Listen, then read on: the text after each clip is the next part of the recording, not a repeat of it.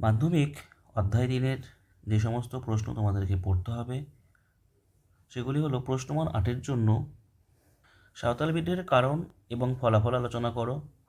2, সন্ন্যাসী ফকির বিদ্রোহের ঐতিহাসিক তাৎপর্য কী ছিল? এই বিদ্রোহ ব্যর্থ হলো কেন?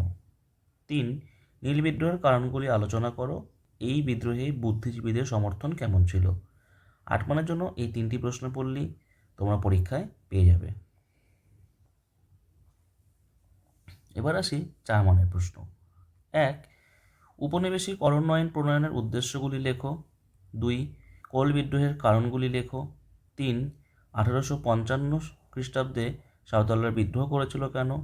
4, সাঁওতাল বিদ্রোহের চরিত্র বা প্রকৃতি আলোচনা করো।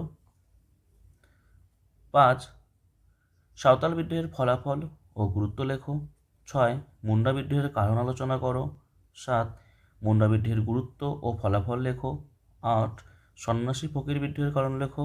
9, সন্ন্যাসী ও ফকির বিদ্রোহের ঐতিহাসিক তাৎপর্য লেখো। 10, সন্ন্যাসী ও ফকির বিদ্রোহের প্রকৃতি আলোচনা করো।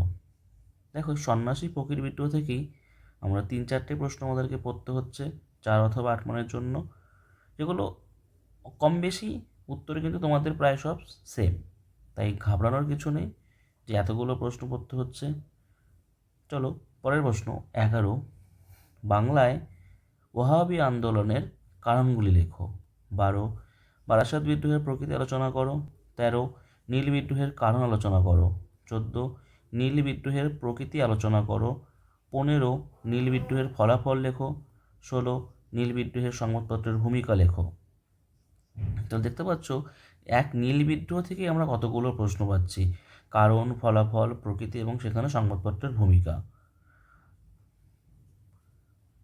17, নীল বিদ্রোহে শিক্ষিত বাঙালি শ্রেণীর কীরূপ ভূমিকা ছিল।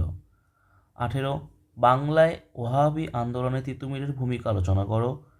19, চোয়ার বিদ্রোহের কারণগুলি সংক্ষেপে লেখো। 20, কোল বিদ্রোহের বৈশিষ্ট্য লেখো। 21, বিদ্রোহ, অভ্যুত্থান ও বিপ্লবের ধারণাটি ব্যাখ্যা করো। 22, ওহাবি আন্দোলন ও ফরাজি আন্দোলনের চরিত্রের তুলনামূলক আলোচনা করো। 23, উপনিবেশিক ভারতে উপজাতি ও কৃষক বিদ্রোহের কারণ আলোচনা করো। 24, বাংলায় ওহাবি আন্দোলনের বিস্তার সম্পর্কে আলোচনা করো।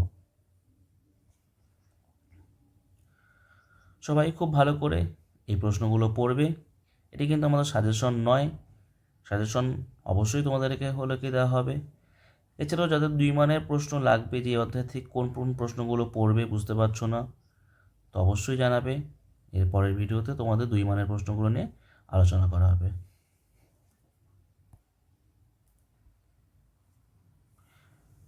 Thank you. সবাই খুব ভালো করে পড়ো।